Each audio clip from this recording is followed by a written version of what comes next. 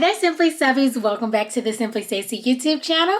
We're at week number 6 of Bachelorette season 17.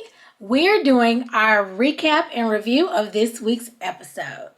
Okay, so it starts with Katie, Tayshia, and Caitlin all in Katie's suite. And they're asking her, like, how's it going? How are things going? How was last week? And Katie says, you know what, Tayshia, I want to thank you first for Blake, letting me know that Blake is here. And, I really like him. I also like Greg. Everybody's like, Greg is a given. Caitlin's like, yeah, Greg is a given. We already know that's your number one. If you guys remember, he was the first date, first impression rose, first one-on-one date rose. And her and Greg have been bonding and growing closer over time. But I'm starting to see a little bit, he kind of gives off not drama vibes, but you know how it is when they're the first person to get the one-on-one date, so they feel like they have this super strong connection with the lead, and then it takes forever for them to get another one-on-one date. So they seem to, kind of be insecure a little bit about like, oh, where's our connection? Is it still how big I thought it was, or have you gotten closer to these other guys? So he gives those vibes, and sometimes that could be unattractive. I'm not sure about in Katie's case yet, but anyway, she says she still likes Greg, and Caitlin and Tayshia are like, duh, that's a given. We already know that. She also says Michael A. Of course, we know she loves the single dad, Michael A., who is also a widower. And also, she said Andrew S. He continues to have an impact on her, and she's just a smitten girl. Remember their date last week? They had a really good time. She really, really likes Andrew S. All the days she's had with him, she's really, really liked him. So she said she didn't realize how hot and sexy her guys were. Caitlin and Tayshia. Yeah, we definitely didn't notice either. They're both taken. They're both engaged to be married to other Bachelor Nation alums. Okay, so I thought that was kind of funny. But now this is the crazy part. Now Katie wants to talk to Caitlin. Now, if you guys know, Caitlin is like one of the perfect hosts for this season because she was also kind of sex positive. Not as outspoken, I don't believe, as Katie was. But some of her actions on her show did lead people to believe like she's really sex positive as well. But they didn't play it up as much as they're doing with Katie. So Katie's like, you know what? I think we should do something. I got something for the guys. I want them to do like a WOWO challenge. WOWO challenge. WOWO. Caitlin and Tayshia are like, what the heck is that? And she's like, well, basically, I want them to do a little less self-care. They're like, no baths, no. And she's like, no. You know what I mean, self-care. So Caitlin is like, girl, do they do that in the house of all men? Like, how do you even know? She's like, I hear things. So I think they be telling her because she's so sex positive. Because think about it. If anybody else was on a dating show, do you think the guys would be coming up to you telling you about what they do in the privacy of their own bed and or shower and or where the heck ever? Like, I was like, oh my goodness. This is just an interesting season to say the least. So anyway, she wants this challenge and she wants to see who can last the longest. Not providing themselves with self-care. So basically she's talking about masturbation. And I guess some of the guys have been letting her know, like, you're so hot. This is what I do. And so now she wants them to stop doing that. I'm like, okay, girl. Like, I guess this is something to be a challenge. So anyway, Caitlin's like, you want me to tell them? She was like, yeah, I want you to go and tell them. So she's like, oh my God, this is so awkward. Tayshia looking like, Lord, forgive us, we have sinned. No, she's not that antsy, but you could tell she's not really all that comfortable with the conversation. So it's a good thing that she's not the person going to tell the guys. So anyway, the guys are in a group talking when Caitlin walks in. And she's like, hey guys, how you guys doing? And how was last night? And they all are like, oh, it was kind of stressful. And she's basically like, Oh, yeah, I could tell. But she doesn't care. Remember last week when Tayshia told them that Blake was here? It was one of those, I'm going to ask y'all a question, but I really am not going to wait for y'all answer because I got a mission and I'm coming here to tell y'all about it. So she sort of halfway listened to what they had to say. And then she was like, yeah, I got a surprise for you guys. And she says, Katie wants you guys to do Operation Whoa Whoa. And they're like, what? And I think it's a week without whacking off. Week off whacking off.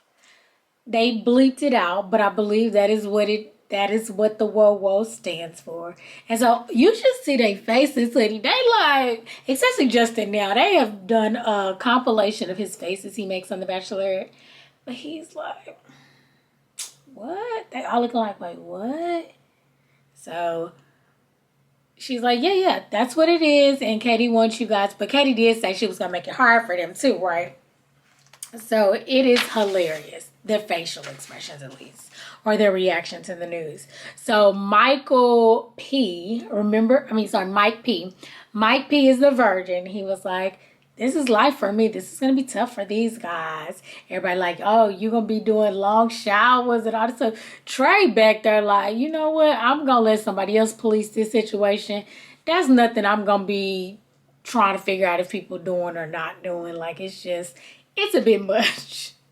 It's kind of a bit much for him. But yeah, so she tells him, you know what? That's not the only surprise I have. I have a date card. So there is a date card.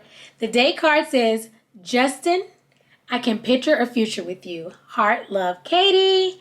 And he's super excited. Who would not be? One, they get to get out of the house. Two, they get to be away from all these men and get to be with a beautiful lady. So, yeah, not to mention he's falling for Katie, or at least liking her a whole lot and wants to see how this is. So that is the first one-on-one date, and it goes to your boy Justin, who I keep forgetting what his daytime job is, but he is also, you guys will see it on the screen, but he is also a painter, and you know he painted the portrait of the roses for her in the very, very beginning. Okay, so the guys all leave, but for some reason, Hunter and Greg stay behind. And remember, Hunter is the guy that they were, or Aaron at least, was kind of calling out last week, like, I don't know about Hunter. You know, after Thomas left, now was the Hunter show. He the new villain, maybe. And then Greg is first date, first impression, rose date, and first one-on-one date guy. So they're just sitting there, and Hunter's like, he's kind of disappointed that he didn't get the rose, or sorry, he's kind of disappointed that he did not get the one-on-one date. And then he starts going into this thing like, I'm surprised it wasn't you, Greg. And Greg is like, what? He was like, yeah, you know, sometimes in Bachelor history, the person who gets the first impression rose in the first one-on-one date also gets the second one-on-one date before some guys get the first one-on-one date. And Greg is like, I mean, is that a thing? Does that happen? He's like, well, not all the times, but like sometimes. So it's like, okay, Hunter. And Hunter's right. I've seen this before. I've seen it happen before. But I'm like, okay. Then he says, you know what? If I wouldn't be surprised if Katie already had her top 4. I think she does have her top 4. And Greg is like, what? So basically he's saying the top 4 he thinks, he's like, you and I are probably already in her top 4. So he's like, really? He's like, yeah. You, me, and Connor beat. So Greg's like, he's like, and somebody else. I don't know who the 4th person is, but somebody else is in her top, but the 4 of us are probably in her top. So Greg's like, okay, you know, whatever you say. So he also says that, you know, it sounds like Connor's kind of calculated, but, you know, he just gonna focus on his relationship with Katie, so he's not really trying to tell Katie about it, but he doesn't see himself kind of, you know, thinking about that stuff or how the game works, how the show works, how the Final 4 is and all that stuff. So he's a little bit put off by it, but he doesn't really say anything to Hunter, nor does he say he's going to say anything to Katie. So Katie and Josh, they go on their one-on-one date, and when they get there, they see Franco. So Franco was one of the supposed Bachelor alums from he came last week with Wells Adams. Like I said, I don't recall him, but he apparently is maybe a photographer or fashion designer. I'm not really sure what he does. I can't recall. But anyway, he's standing there. He has on like makeup. He's made up and he's like, you guys are getting married today. It's your wedding day. And it's going to be, you know, you're going all out. You're going to write your vows down. You guys are going to get dressed up. I'm going to take your pictures. And so Katie's like, I hope Josh is into this, you know, and it's going to be fun. She says that they are friends. He's fun. He's playful. And she wants to see if they can be like more romantic or if they could really like get deeper on their dates because he always makes her laugh and stuff like that. So this is their wedding day. First up is that they're going to go write their wedding vows before they get dressed and all that stuff.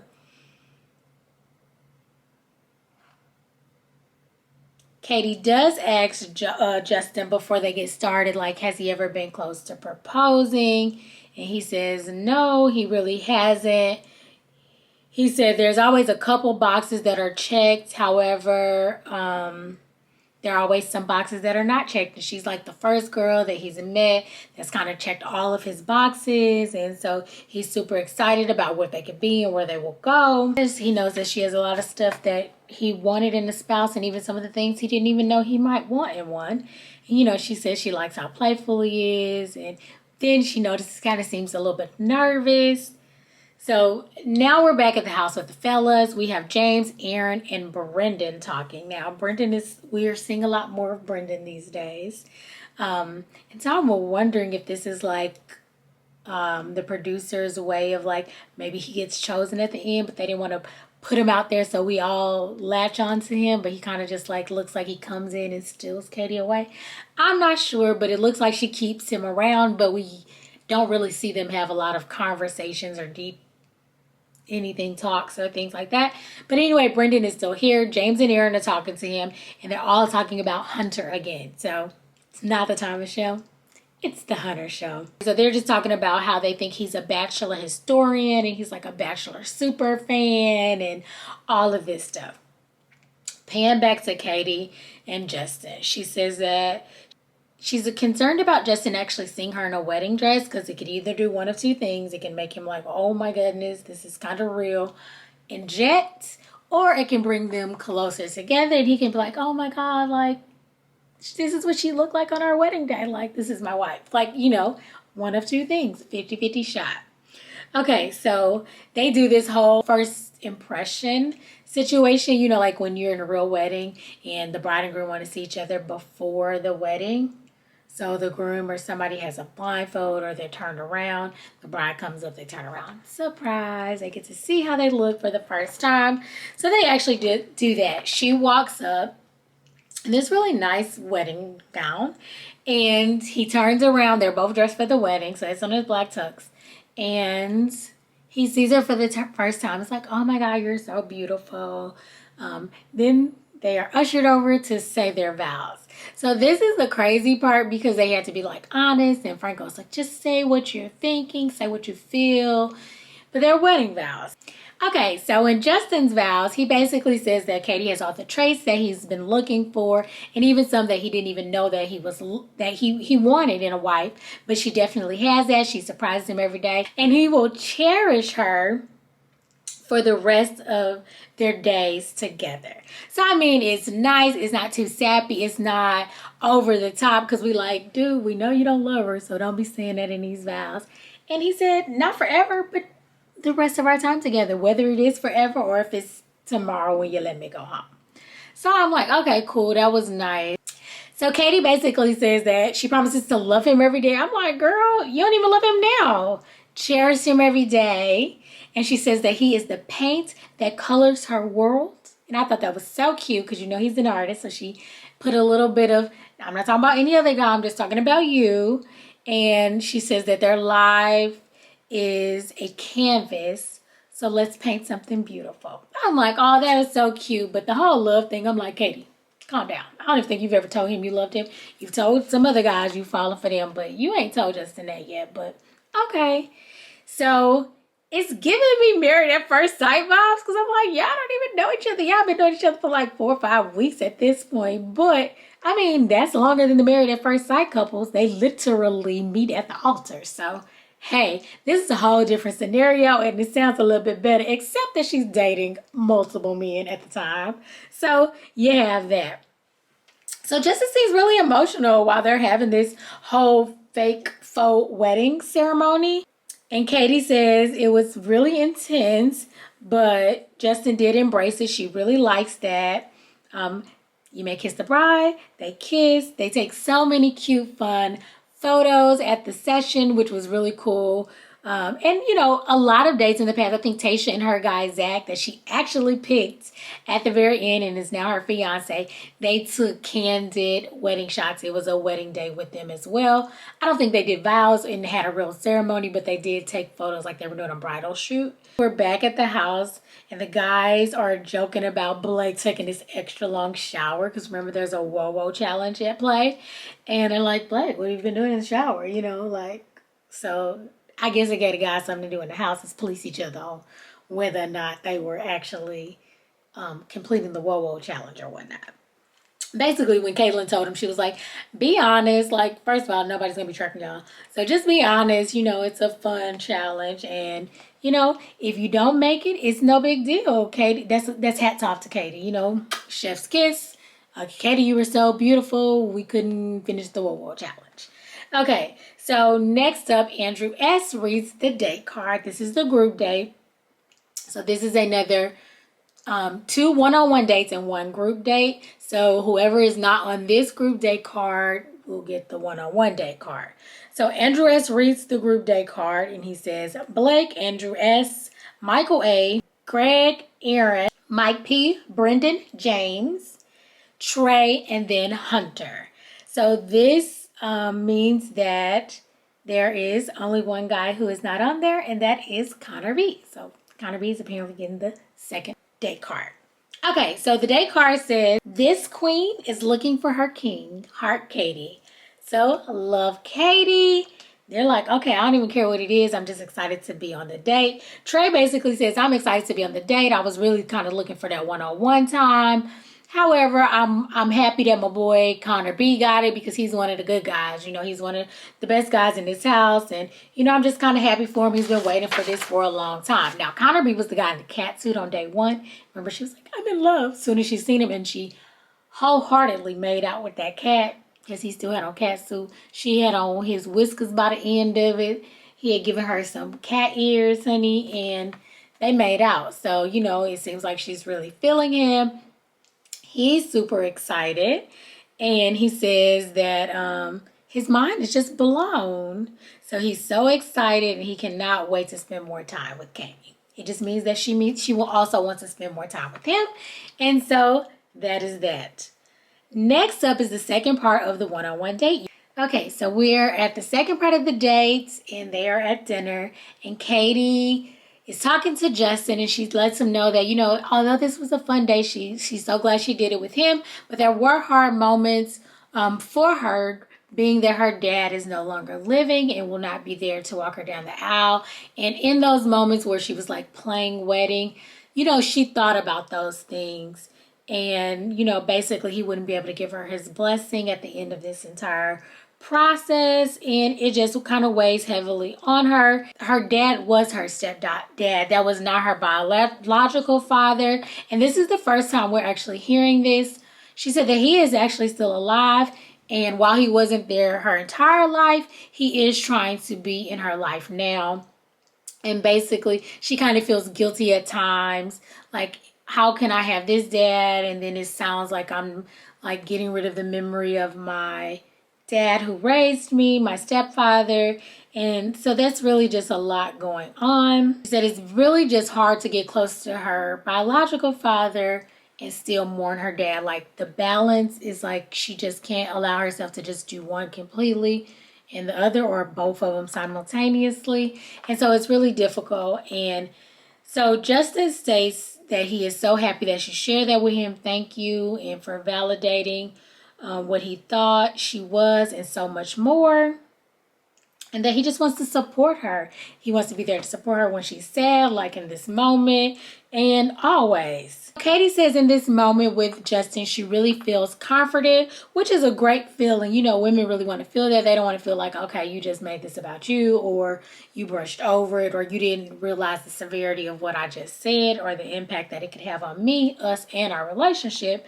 And so that was cool. She's like, okay, Justin, I really like you. I enjoyed our one-on-one. In that moment, I think she got what she needed. Because first, you know, it was like, he's just so cool. But I wanted a little deeper conversation, a deeper connection with him. In that moment, she had it. She gave him the one-on-one rose, you know. And then she's like, I got a surprise for you. There's always a surprise. Remember last week, there was a hot tub. There was a live musician. And today is no different. There is a live musician. Again, I do not know who he is, but I'll tell you what, after every episode, I actually download the singles, like the Memorize You last week, and then this week was a guy named Max, or a band. It was Max, and he serenades them. Anyway, they dance, they have a good time, they're kissing. Like, they be forgetting that there are people around, because he had a band with him playing, and it's just so romantic and so lovely. And, you know, I'm just hoping that my future husband, I mean, he doesn't have to do this all the time, but definitely for my proposal, that he has like a hip hop, like R&B violinist, African American violinist, just like, they don't even have to be African American. But that I want them to play our like hip hop and R&B. So for the culture, I want them to be like, you know, playing something that I love to hear on the violin that I can make out and be like, oh, that's it. That's the song. So, I mean, no, if you're watching, future husband, for my proposal, like, is it even a proposal if there's no violinist playing? And I'm not meaning classical music, but like, you know, a couple of forevers, you know, just putting that out there. Okay, so anyway, I just love this part of it. So they sing, they dance, they kiss, they have a great time. But the funny part is, I do think, like, Katie, you do this every week, like, or every other day. Like, so is it really all that special to her? Like, that would be special to me. And it's probably special to each of the individual guys. But, like, maybe they'd be like, well, I mean, you did this with Andrew S. the other day. Well, they got in the hot tub. Or, well, you did this with, you know, Michael. Like somebody else, like we did the same thing. So, and I think that's kind of a little bit was disappointing about the COVID Bachelor seasons and Bachelorette seasons, is because they don't travel as much. By now, week 6 or something, they'd be traveling to Italy, Greece, Croatia, anywhere and everywhere, you know, if this was a regular season. So then they do get to experience different stuff. It's not just that I heard a live musician, but, you know, we bungee jumped off at the top of the Eiffel Tower, or we, you know, different stuff like that. They actually can say when we were in Scotland, that's when we fell in love, or when we went to, you know, Dubai or wherever the heck they went. That's when, you know, sparks flew, or when we saw this together, we experienced new things together, cultures together, you know, but they don't get that. So I get it. So they can be like, when we heard her and Blake last week, when we heard Memorize You by Lane, is it Lane Hardy? I don't remember, but I think his name is Lane. Anyway, then they fell for each other. But I'm like, is it even special anymore? Y'all comment down below and let me know. Do y'all think it's still special each and every time? Okay, I get it's a different musician. But I mean, you just did this being serenaded. And she was like, I feel like this is just life. He's holding me from behind. We're listening to Max. I'm like, in what world, Katie, is this a normal for you to be the only person at a concert with like a celebrity? But I mean, she's been on 2 seasons. Now she on The Bachelorette and The Bachelor. So maybe this is just real life to her. But anyway, it's going to be a rude awakening when she got to start buying tickets to concerts again. But she is The Bachelorette. So from then on out, you know, they be getting free stagecoach tickets and whatnot. Okay, so next up is the group date. So she enlists 2 people, she says, to help her to choose her king. And they are all dressed up in suits. The guys are when they come, which is different. You know, sometimes they come in athletic gear and all that stuff. So they all have on suits. And Actually, who comes out is two actual queens. Two drag queens, that is. Okay, there is Shea Coulee and Monet Exchange, honey. And they are working fierce, fabulous, made up to the T. And the guy's like, okay, well, this is different. They trying to figure out what they finna do. Like, do I gotta do a drag show or what's going on? So they are drag queen all-stars. And basically, Hunter is like, we heard you have, the drag queens, one of them, I can't remember which one, told Hunter, like, Hunter, we heard you have to be this tall to ride this ride. It's like, ooh, the shade, because Hunter's a short man. And she said, did your mama sign your permission slip? And Hunter's like, yeah, she did, like coming back out or whatever. But anyway, there's like basically what this day is you guys are going to be in the Great King debate or something like that. And basically, y'all can throw all the shade you want at the other contestants, but basically let Katie know why she needs to pick you and why you're the best candidate, the best king for her. And they gonna all judge her, Katie, and her. The two queens and Katie. So then she's like, if you guys don't know what that is, you don't know what the shade is. Okay, so then she picks on Aaron. She's like, I'm going to teach you. So she's like, Aaron, I heard that you were handsome and tall, but not that smart. And she said, but the truth is, you ain't handsome or tall. Basically, like, but you ain't smart. Like, there's the shade. But the thing is, you knew she was playing like Aaron is tall and Aaron is handsome. So it was a joke, just like with the Hunter in the beginning. But basically, she's like, guys, be honest, let's get dirty. It's called the Great Big Debate Challenge. And so they have opportunities to go and write. And so the drag queens are walking around and kind of like, the Great Royal Debate, I'm sorry. The drag queens are kind of like helping them out, listening to some of their jokes. So one of the queens actually goes up to Hunter while he's writing and he asks like, do you think you're in love with Katie? You think you're falling in love with Katie? Hunter says, we haven't been around each other that much to, say that yet. So he says that he knows he'll catch a lot of roast from the guys because remember they weren't really feeling him last week. He says, but he will leverage it and give his all to stand out to Katie in the end. So first up is James. So James was the gift package from night one. And all the guys are competing for second place. Basically, that's what he says. Like, all the guys are competing for second base. Next up is Greg. Greg does a poem talking about 12 guys and 1 rose. He's sweet and kind. The queens are like, oh, we're bored. You guys are being too nice. So they like, let's switch it up. So they just start asking questions. Because they like, at this point, y'all out here writing soliloquies. And we trying to get the tea. We trying to get a rose. We trying to figure out who is fake and who is not. So they asked the question, who do you think is the least compatible with Katie? So Brendan steps up and he says it's funny you have a top 4 list already and you're in my bottom 4. And Katie is shocked with her mouth agape like, wait, what? Of course he's talking about Hunter. So Hunter says that he doesn't have a top 4. And the other guys all say, well, that's what we've heard. That's what we've heard. Now, Greg is the one he said it to. Now, when the guys, James, Brendan, and Aaron were talking, I think James was telling him that, I heard Hunter has a top 4. He's like this Bachelor super fan and all this stuff. So people have been talking. So Greg mentioned it to somebody. He just didn't tell Katie. And so they calling him out on it. It's been passed around the house apparently at this point. So Brenda says that Hunter says, I do not have a top 4. At least the other guys all say they've heard it. And Greg is looking like, you lying, basically. He didn't say anything, but he basically thinking like you lying. But he don't say nothing because, he's like, I'm not going to say nothing to Katie. That would just be awkward. So since everybody been coming at Hunter, the queens asked Hunter, like, do you think you in love with Katie? And he says, absolutely. Now, mind you, one of the queens asked him that before. Now, I think it was phrased differently. This time they asked falling for her, I think.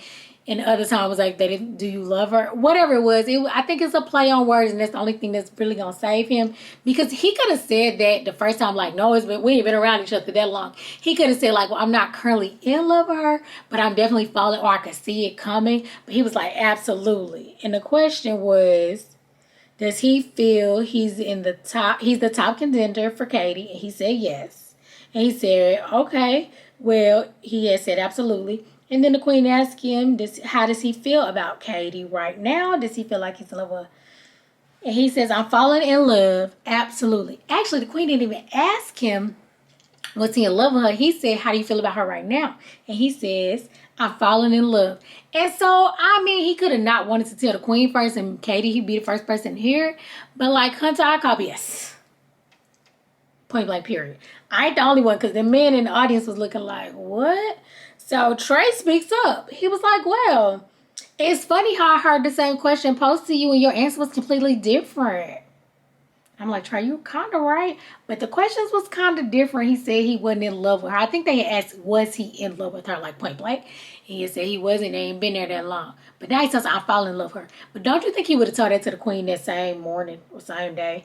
So Trey like, yeah, basically, he heard the question. He was like, that's a lie. He was like, no, I actually heard it with my own ears. I was standing close in. Somebody asked you, and this was your answer. And then Hunter is deny. And I was like, why one of y'all queens ain't gonna step up and say that's what happened? But I'm like, they probably don't remember who these men or which one is which one. Because they definitely asked him that question, and they could have chimed in or at least told Katie. But basically, they was like, maybe these guys just hating on him because they really like him. I mean, they really don't like him because they think you really like him. They said, you know what, Hunter? Close us out because everybody was talking about you, so let's give you your chance to say your team. He says nothing. He said, I don't have anything negative to say about any of the guys. He says some nice little thing to Katie and definitely makes the guys look like mean guys because they was definitely all coming at him and he did not go back at them. But I was like, he is definitely a Bachelor super fan and he got the #1 play out the playbook, honey. You make them look bad, so they're like, oh, they're picking on him. I'm going to keep him around, right? Right. I'm like, okay, Hunter, I see what you did there. Or now I'm gonna get the sympathy card because they are picking on me and I'm gonna be the next Bachelor. So I'm like, he called Thomas out because he knew that was his real MO. So it was like pot calling kettle black, but he wanted to call him out so nobody else focused on him. I think that's really what happened. But anyway, they all leave. Katie's talking to the queens, and she just said she's really surprised to learn all that about Hunter. And the queens say it was just hearsay. Like, ain't nobody come out and say they said it. Trey heard him say that hearsay, right?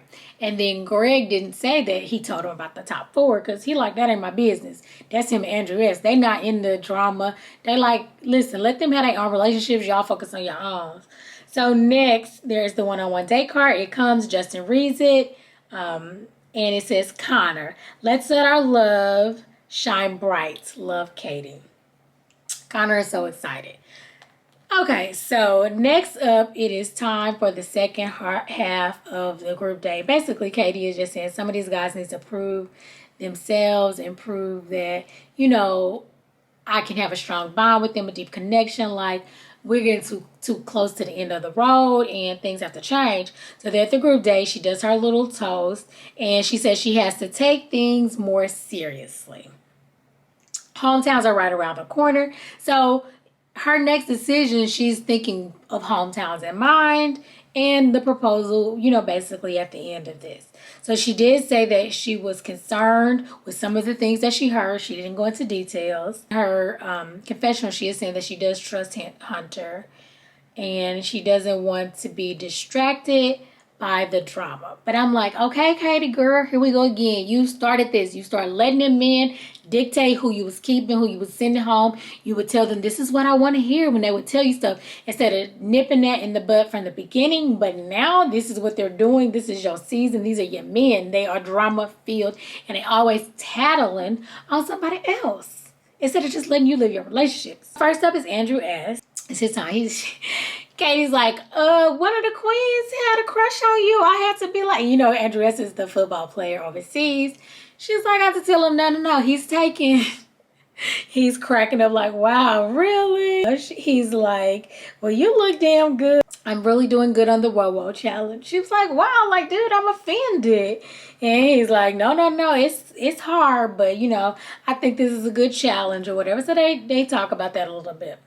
The guys are out there talking about Katie's speech because, you know, she got them nervous. Now she's talking about she got to take things seriously, and a lot of them got some stuff to prove. Next up is Greg, and he talks about something about being a little bit embarrassed by his poem. It was a little bit corny. She was like, no, I really liked it. He says he's falling for her. He's, you know, it's a little bit nerve-wracking for him because he really does like her. And so she reassures him, and she says, you know what, ask me anything, because he's kind of like, I'm kind of afraid to be hurt because, you know, I really like you.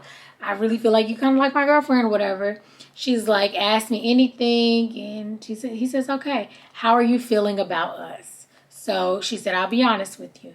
So she says that she is falling for him, and it's exciting and it's scary all at the same time. Because I think that's what he said. It was a little bit scary because he knows he really likes her. So they make out. Next up, Aaron, Trey, and James again. I am sick of Aaron, James, and Trey. Always got to try to talk about somebody, what they doing, trying to tell on somebody, because James the first one called it out at this little great debate. Trey told on Thomas, and the very first guy, I don't even remember his name no more, but the first guy that went home on the first night, Aaron brought that up because they knew each other from San Diego back in the hometown. So anyway, they up here talking about Hunter again, and you know, if Hunter gets picked by Katie, all this stuff. Next up is Blake, and he tells Katie that he needs to tell her something. So I'm like, oh my God, Blake. What do you got to tell her? Because you done came in at the end, she didn't put you in here, and now you got something to tell her. But he basically tells her that he's backed up with the Whoa challenge. And she's like, oh, okay, that's what you have to tell me. He says he's been strong, but he's been struggling. He knows that there'll be weeks before they actually sleep together.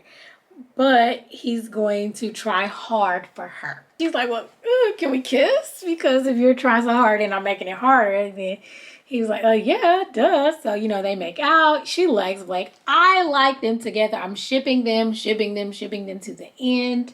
Blake and Katie sitting in a tree. Kissing. Anyway, next up is James. And so James says today was a lie. It was hard because, you know, it's not really his character to talk ill about people. However, he had to call out Hunter, and he kind of compared Hunter to Thomas. I'm like, oh my goodness. I hate when these men spend their time with her talking about other guys, because y'all not building no connection. Y'all basically just telling on somebody else who gonna spend their time wisely, but okay. So he says that. So she was having a good day, like the first part of the day, because she didn't really take all the stuff they said about Hunter to heart. She's like, I trust him, whatever. But now that they're having it, and he said the word Thomas and Hunter, and she's like, what? So she's, you know, agitated, irritated, and now she says she's confused. So Trey comes in and tells a story about the queens asking Hunter what he thought in the beginning about being in love with her, and him having a different response, and now it's changed. And Katie was reluctant to say, he was really reluctant to say yes, which means a no. He's like, then fast forward to the great debate, and he says he's falling in love with you. And he's like, I don't know, but I really don't believe it. You know, he's basically taking advantage of this relationship to move it forward. So Aaron says, I know Hunter is really sweet with you, but it doesn't match up. So again, now she done got 3 people in a row telling the same thing, and it's ruining her night. It started with James, followed by Trey and Aaron, the troublemakers. So Katie is like, you know what? At this point, this has potential to ruin her entire night. She actually gets sick. She goes and throws up in the bathroom. Michael A. says, you know what? Hunter really cares for her. I've had conversations with him individually, and he does really care for her. Now, he might also be a super fan, but like, let's not pretend like he doesn't really like her. And Hunter says, you know, I don't want all of this drama. He apologizes. And Katie says, you know, it's a bad thing. It's not really a good thing right now. She takes a minute. This is when she goes to throw up. And now Hunter's like, what? Like, Katie is physically ill at this point. All the guys are just like out to get Hunter. They're all together. Hunter comes in and says, you know, it was the worst conversation I've ever had with Katie. And, you know, all this bad stuff. And you guys are saying it. And I just don't know what to think. And no one fesses up about telling. James, Trey, and Aaron are silent in the moment. And you can tell that Hunter is kind of taken aback and a little bit hurt. But I will be honest, although he is playing this like a competition and he is trying to win, I do think he likes Katie, like Michael A said. And so it really does kind of gets him a little bit. Okay, guys, we know Katie has thrown up. She finally returns out there to see the guys. I was surprised she even came back. I thought she was clearly going to go home and have Tasha or Caitlin tell them that, you know, she was going to go home. But she did come back out. She returns and she says today was really a good day, but tonight was a mix of emotions. She says, I'm leaving. There is no rose going out on this date. So the guys are really distraught, like, oh man, nobody even got a rose. And she's leaving. There is no rose at all. She will see them at the rose ceremony, I guess maybe tomorrow. So Mike P didn't get any time with her. Brendan didn't get any time with her. And Michael A didn't get any time with her. So this goes all the way back to what Andrew S said way back when. He was like, why y'all gonna say something to her? Because all y'all gonna do is take time away from other guys. It's gonna ruin her night. She gonna have a bad day. Which is exactly what happened. Okay, guys, we are at the last one-on-one date of the night. It is with Connor B. He's saying, you know, he's hoping for a deeper connection. And Katie is like, listen, I'm just ready for a fun time because, like, this has been a rough night. You know, last night was a little bit rough. Today is a new day. I just want something, you know, fun. And so when they see each other, she greets Connor. She jumps on him, legs around him. You know, that's how she greets him. She says that they're in for a fun time. And she does tell the cameras like that. She feels like they're kind of in the friend zone. Now, when I say mind freaking blown, because nothing about any of their encounters ever told me that she felt they were in a friend zone. She says that there just isn't a spark. And when they kiss, like, she feels nothing. Mind you, she was making out with this man in a cat suit on night one. And every time they're together, I think they kiss. They definitely kiss. They make out. It's not just like a peck or, I mean, they be like, and she be looking all into it. Apparently she's not. So I'm like, Katie, girl, you're an actress because I can't do it, honey. If I am not attracted to somebody, I can't even kiss them. I don't even want to. She is like, full-on make-out sesh with the man, and she said there's no spark, and it's like friends out. Like, I don't kiss my friends like that. But I mean, she does kiss a lot of people. But I'm like, at some point, you could just be like, okay, like give him some kind of inclination. She is acting her butt off. That's all I got to say about that. No spark and no passion on her end. Of course, he does not feel that way. So anyway, this one-on-one turns into a 2-on-2 very quickly. It's a double date situation. They get to this like barbecue grill and Caitlin's fiance Jason is there. Caitlin is there. And she's like, we're going to have a double date. It's going to be fun. I know he like, what the heck? Everybody else got their one-on-one time with you. So that to me, I was like, oh, this is not going to go well. This is not going to go well. First of all, the kiss and the spark thing, that was the number one clue. But number two is you couldn't even be alone with the man. You couldn't even be alone with him. You like didn't want to have to be like kissing him all day, I guess. I don't even know. But I was like, oh, this is not going to be good. But apparently, according to Katie, Caitlin and Jason started off as friends. And eventually they became lovers or in a relationship, and now they're engaged to be married. So she's like, basically, we can hear it from them. And if there's a chance for us, maybe, you know, it could happen on a date with the two of them. Child, listen. Because the crazy part is I'm sure Connor has no idea that she thinks he's friend zoned. I mean, that he's friend zoned by her. So basically, she just like, she's hoping for one last kiss. And basically, he got to prove himself unless, you know, that's probably going to be a wrap. And I'm like, oh, poor Connor. So sweet, so caring, so kind, honey. But you might be going home, honey, because you have been friend zoned and you don't even know it. I was like, Lord, this a mess. Ooh, child, she couldn't even have a whole one-on-one date with him. That's a mess. So anyway, they're playing couples volleyball. They're having fun. They're named the Cool Cats. You know, she loved cats, and he was a cat suit. So They got that in common. I think the Caitlyn and her husband, her fiance Jason, are the dirty dogs. They play another game, which is like pass the coconut between each other. Like, they just are having fun. It looks like they're having a good time. They have good chemistry, it would seem, to the unknowing eye. But being that we just got a little inkling into her inner thoughts, it just looked like they having a good time as friends, I guess. So Caitlyn says she started to have a friendship vibe with her fiance Jason. I think they're now, Connor and Jason are talking, and Caitlyn is talking to Katie, and she's basically asking her, like, how did this haul work? And she was like, we were friends. I never would have seen this coming. Like, I never would have thought we could have been. She was like, but sometimes it's a kiss, like just a kiss. But my thing is, girl, you've been kissing up on this man a lot, and you don't feel it. You're not about to just feel it today miraculously. But she like, maybe with some one-on-one time together and a little bit more bonding, it could be a thing. She was like, their friendship turned to an emotional connection. And I'm sure Caitlyn and Jason, after that first kiss, they had a spark. I'm sure. She didn't say it. Cause yeah, basically she did. She was like, and then sometimes it just takes a kiss. Well, Katie girl, you didn't kiss this man several times, like full-on makeout sessions. And it's been nothing. But she's like, he's such a good guy, right? So Jason, he says he likes Connor, and he says he hopes that Katie, you know, can come around. He's rooting for the two of them, and he thinks they have the foundation that they need to be a really good couple.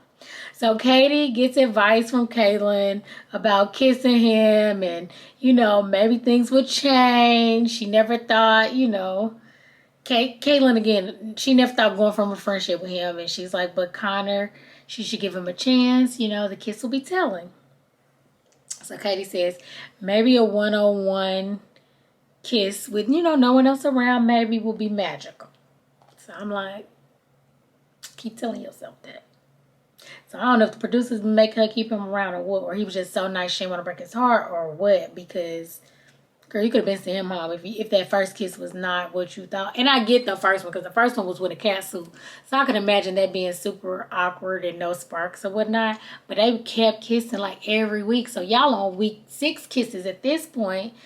So anyway, Katie and Connor sitting off to the side. And like, oh Lord, what's going to happen?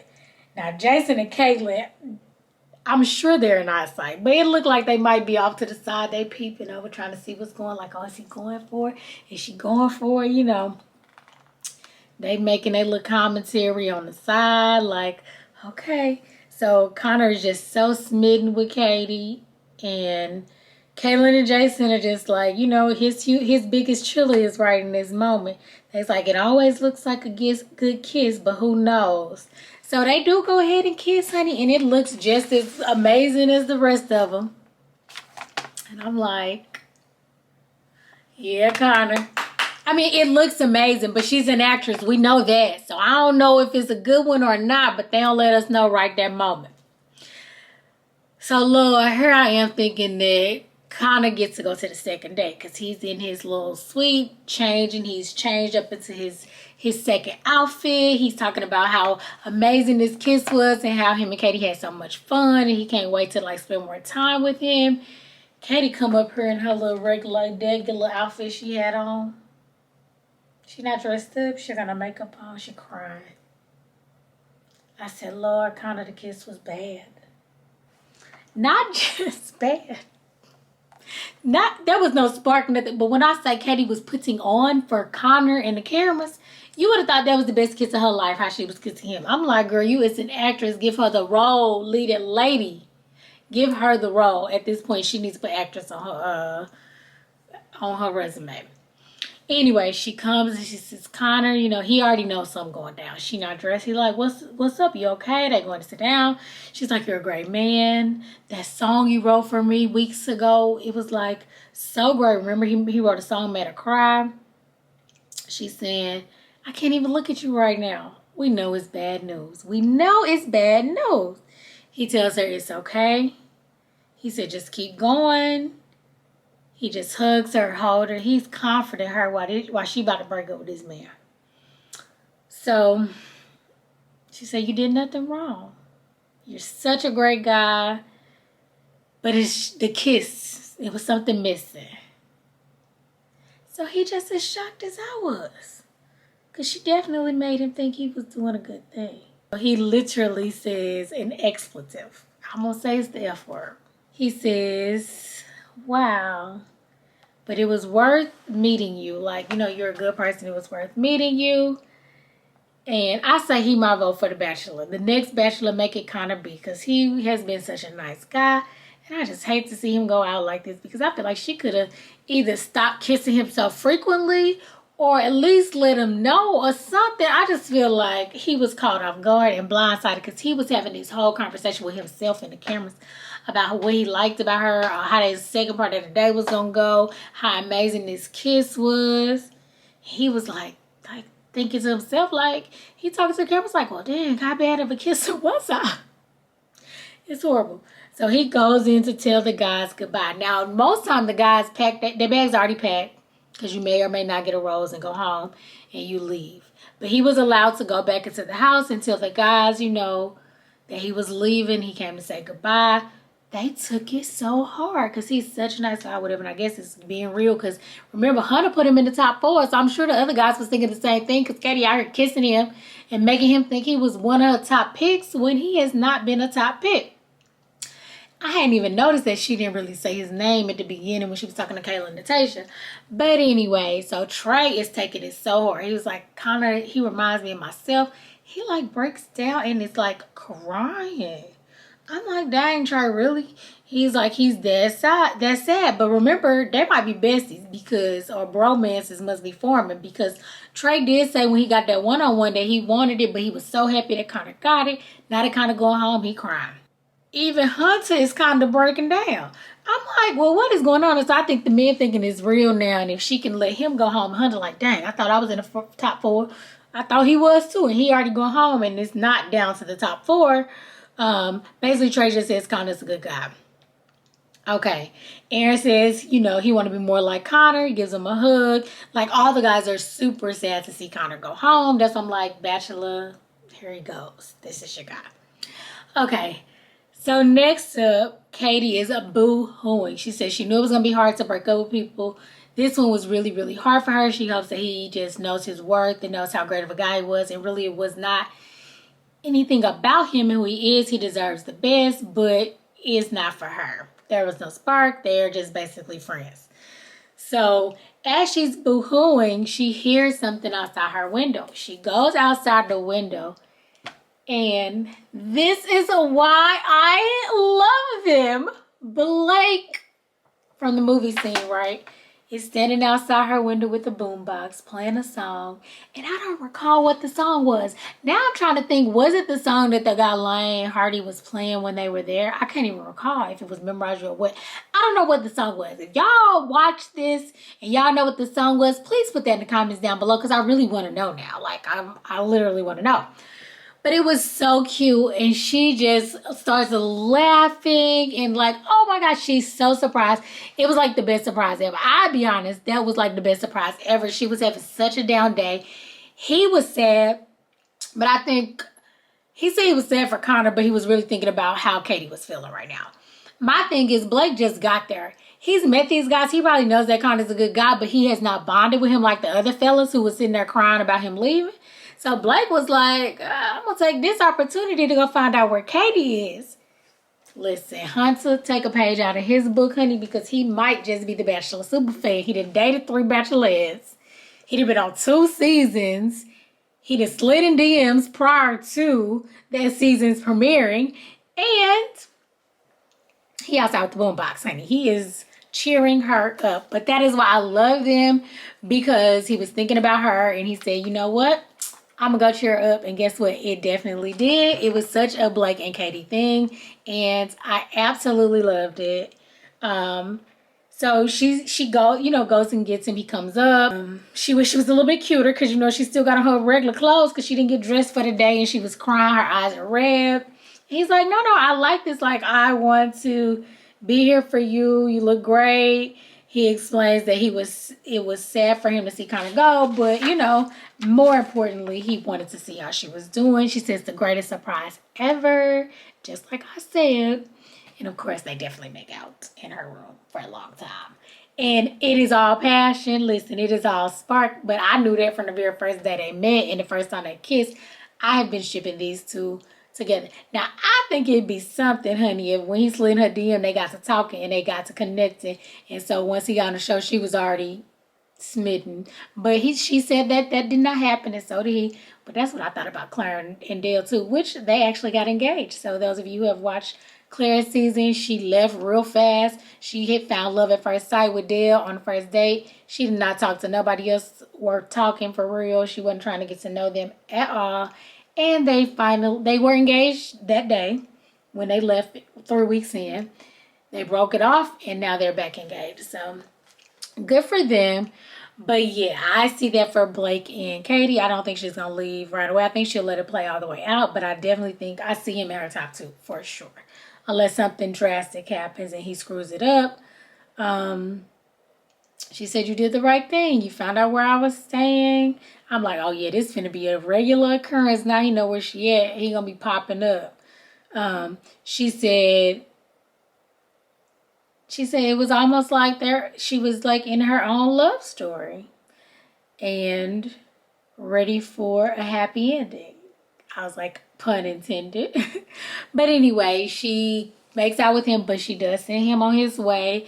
So he leaves, and yeah, she had started off as a really bad night. She didn't even want to go on a second date with Connor. It was that bad. Like, she didn't want to kiss him, nothing. She could have told him on the date, but she did not. She didn't even go on a date with him. She was like, I don't want to be alone with this man. I'm on a double date, and then the kiss sucked, so I'm not even gonna do this no more. She didn't want to waste his time. I get it.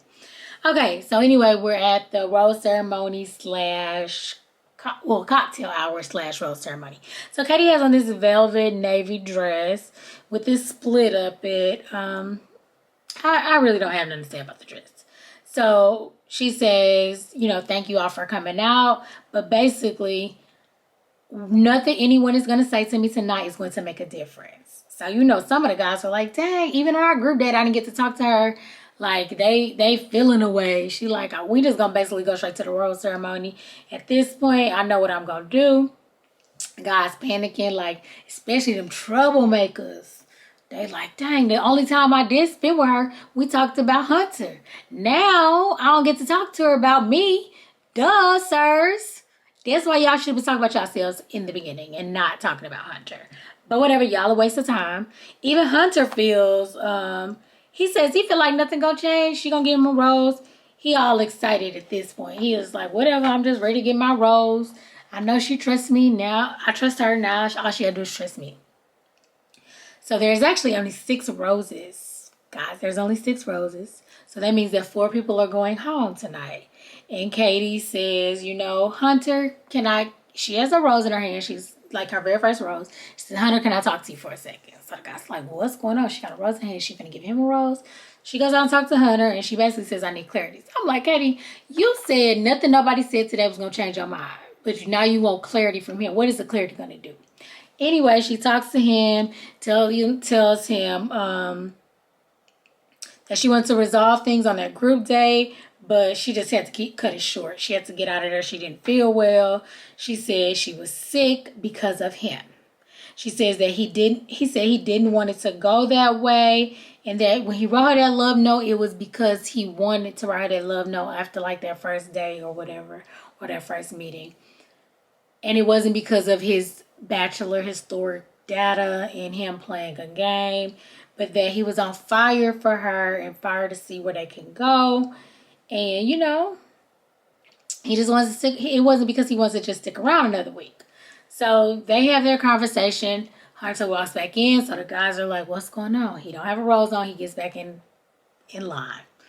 Katie comes back in with the rose, and it's time. She still has the rose in her hand. She didn't get rid of it.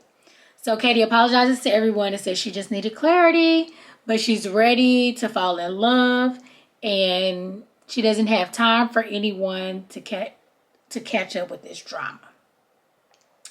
So basically she's saying, listen, I'm over it. I knew that from the beginning. She should have never played into it, but she did. It's her first time. I'm gonna give a pass. Okay, so she basically said she wants to move on to find her person. So the first person she calls is Blake. Of course it is, because I heart them. So Blake and Katie sitting in a tree, Kissing. So yeah, Blake is the very first row. Hunter is still confident at the moment that Katie will pick him and he'll get to stick around. You know, they're panning to his confession or whatever. So then she calls Adam S. and Greg. Now, Adam S. is the football player from overseas that she had the one-on-one date with last week. Greg is her first impression Rose guy. Okay, so Trey is like talking to the confessional like, my goodness, 98% of the time I spent talking to Katie, it was about somebody else. Hunter, Thomas. Exactly, Trey. You weren't building bonds, honey. You was up here tattling. And she kept you around long as she was going to do it, and now she over the drama. So next up, the fourth person to get a rose is Michael A. Remember, there was only 6 roses. Michael A gets a rose. So now Aaron is trying to keep his composure. He said, I was just trying to help Katie, but now she might think I'm all drama. Aaron? Okay. The 5th person to get a rose is Mike P. So he's the virgin. And then the 6th and final rose goes to Brendan. So there again, remember I told you I think they trying to let Brendan sneak in and make his way up. But there's always that like guy that took longer, never had any one-on-one dates, kind of in the top 4 at the end. And then they always send him home like, we just couldn't get there. Like, I had already built stronger connections with everybody else. So maybe that's the card Brendan gonna play. But yeah, so she picks Brendan. And she lets go of all the drama. She gets rid of the drama just like she said. And it is Aaron. And it is Trey. And it is James. And finally, it is Hunter. So all those guys are gone. And there are 7 guys left. So here's Hunter again in his confessional saying it's going to take a while for him to get over this and to figure out why she let him go. So again, he played into the whole, okay, I got to go out on a sad, somber note. I got to cry so I can be on Bachelor in Paradise or I could be the next Bachelor. Honey, you played a good game, but you didn't play it well enough because you showed your hand. No one starts talking about the Final 4 and what other seasons have done. Now, I ain't gonna lie. Some people do. Women do it a lot more because a lot of women watch The Bachelor and The Bachelorette, so a lot of them were fans of the show. Hunter, for you to be a man, showing your hand, telling all these other guys your strategy and what you think is going to be, whatever it is, and lying and then saying you're not falling for us too soon, and then in the same next breath, you're saying you're falling in love with her. You played your hand too soon. And you definitely went after Thomas because you was just didn't want all the attention on you. But you know what, Hunter? I can see you in Bachelor in Paradise. I see you coming. We'll see you August 11th. I think you're not in the first round, but I think you'll show up before it's over. Anyway, guys, that was the end. They do show clips from the rest of the season. We see Katie cry. We see people talking about they want to go home. We see a lot of stuff going on. So I can't wait to get into the nitty gritty of it all. But I'm glad that the drama is going to have more to do with the relationships that are being built and less drama to do with who's here or not here for the right reasons. Hopefully all those people are gone and we could just move on. So let me know what y'all think about this episode of The Bachelorette. I'm here for it. I'm ready to see the next season. We're down to 6 guys. It's almost over. Katie's season went by so super fast. When I tell you it is normally 4 people that go on hometown dates, I feel like at least 2 people can go home next week, possibly 1. So, I mean, we're getting to the nitty gritty end of the road. And then next up, August 11th is Bachelor in Paradise. I will be reviewing that. That is really where the fun takes place. That is where we hear all the good, juicy drama. We have all these relationships with cast members from other seasons. And I can't wait to see how this all unfolds. I've heard spoilers for a couple of the couples. I won't spoil it for you. So just come back to my channel, subscribe to my channel, click the notification bell so that you can always be notified. And so you do not miss out on any of my reviews and recaps for Bachelor Nation. But not just Bachelor Nation, I also review dating shows on the OWN network. We just finished up wrapping Ready to Love season number 4, and I am currently filming Put a Ring on It season number 2. So check us out. If you've never watched those shows before, check out one of my reviews. You might just get intrigued. Okay, until next time. Oh, please like, comment, and subscribe. Until next time, see ya.